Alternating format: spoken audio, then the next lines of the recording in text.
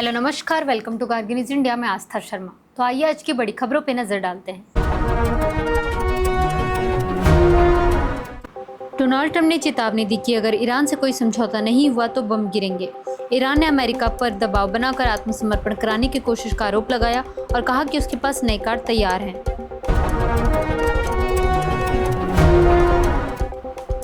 मणिपुर में 3 साल बाद भी तनाव जारी है, जहां कथित रॉकेट हमले में 2 बच्चों की मौत के बाद हालात फिर बिगड़ गए।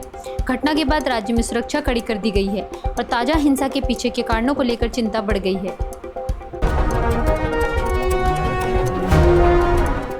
अखिलेश यादव ने महुआ मोइत्रा के बुलडोजर बुद्धि वाले बयान का समर्थन करते हुए योगी आदित्यनाथ पर निशाना साधा। उन्होंने कहा, जो लोग नाम बदलते हैं उनका खुद का नाम भी बदला गया है, जिससे सियासी बयानबाजी और तेज हो गई।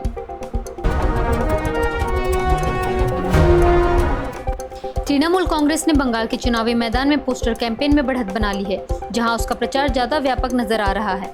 वहीं भारतीय जनता पार्टी की मौजूदगी तुलनात्मक रूप से कम और सीमित दिख रही है।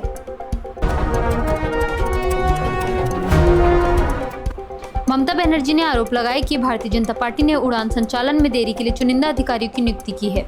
पश्चिम बंगाल में 23 और 29 अप्रैल को मतदान होगा, जबकि नतीजे 4 मई को घोषित किए जाएंगे।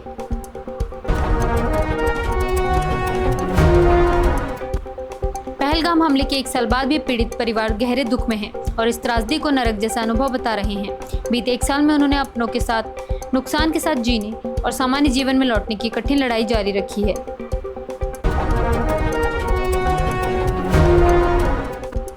प्राइम मिनिस्टर नरेंद्र मोदी के राष्ट्रीय संबोधन पर एमसीसी उल्लंघन का सवाल उठाते हुए 700 नागरिकों ने इलेक्शन कमीशन ऑफ इंडिया का रुख किया है। शिकायत में मांग की गई है कि अगर भाषण नियमों का उल्लंघन करता पाया जाए तो इसे आधिकारिक प्लेटफॉर्म से हटाया जाए।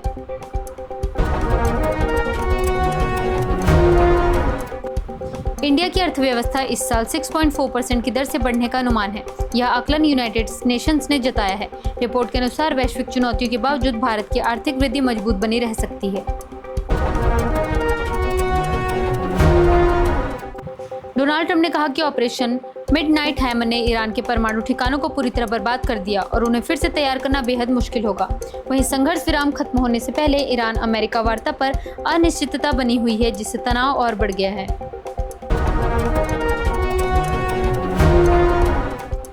डोनाल्ड ट्रंप के समझौता होने पर इस्लामाबाद में ईरान वार्ता में शामिल होने की संभावना जताई गई है। पाकिस्तानी सूत्रों के अनुसार अमेरिका ईरान के बीच युद्ध विराम बुधवार रात 8 बजे समाप्त हो सकता है, जिससे बातचीत पर अनिश्चितता बनी हुई है।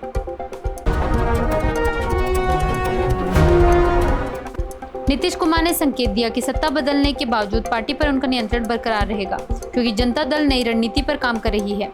14 अप्रैल को मुख्यमंत्री पद छोड़ने के बाद यह जेडीयू विधायकों की पहली बैठक थी, जिसमें आगे की राजनीतिक दिशा पर चर्चा हुई।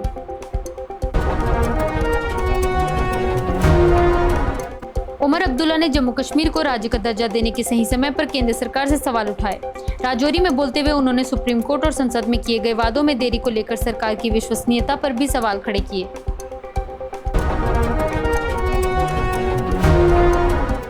अमित शाह ने कहा कि अगर भारतीय जनता पार्टी की सरकार बनी तो 31 जुलाई से पहले गोरखाओं पर दर्ज सभी केस वापस ले लिए जाएंगे। तमिलनाडु में 23 अप्रैल को मतदान होगा, जबकि पश्चिम बंगाल में 23 और 29 अप्रैल को 2 चरणों में चुनाव होंगे। सुप्रीम कोर्ट ऑफ इंडिया ने उमर खालिद की जमानत से इनकार वाले आदेश की समीक्षा याचिका खारिज कर दी। फरवरी 2020 में उत्तर पूर्वी दिल्ली में हुए दंगे सिटीजनशिप एक्ट और एनआरसी के खिलाफ विरोध प्रदर्शनों के दौरान भड़के थे।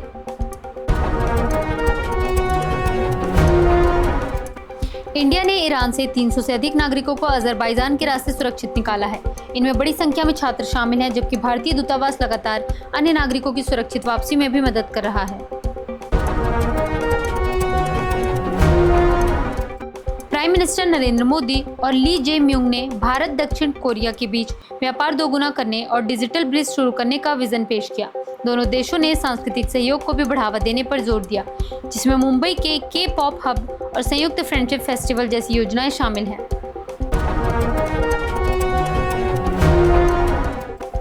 डोनाल्ड ट्रंप के समझौता होने पर इस्लामाबाद में ईरान के साथ शांति वार्ता में शामिल होने की संभावना जताई गई है। सूत्रों के मुताबिक अमेरिका ईरान युद्ध विराम खत्म हो सकता है।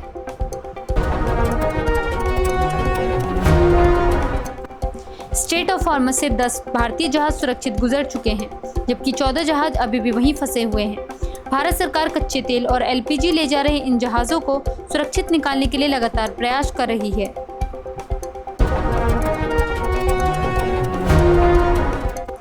जेडी वैंस अभी तक पाकिस्तान के लिए रवाना नहीं हुए हैं, जबकि ईरान के साथ दूसरे दौर की वार्ता को लेकर अनिश्चितता बनी हुई है।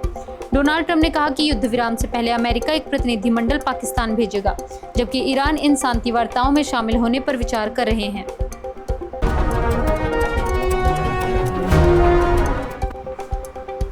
डोनाल्ड ट्रंप के सोशल मीडिया पोस्ट ने लगभग तय हो चुके अमेरिका ईरान समझौते को अनिश्चितता में डाल दिया। बैक चैनल वार्ता से दोनों देश एक फ्रेमवर्क डील के करीब थे, लेकिन ट्रंप के सार्वजनिक दावों और बयानों से बातचीत की नाजुक प्रक्रिया बाधित हो गई।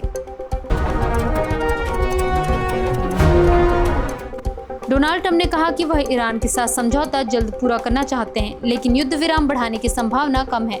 उन्होंने बातचीत को लेकर आशावाद बताया और कहा कि वे खुद शामिल होना चाहेंगे, हालांकि इसकी जरूरत शायद नहीं पड़ेगी। ये थी आज की बड़ी खबरें। बने रहिए गार्गी न्यूज इंडिया के साथ। मैं आस्था शर्मा, धन्यवाद।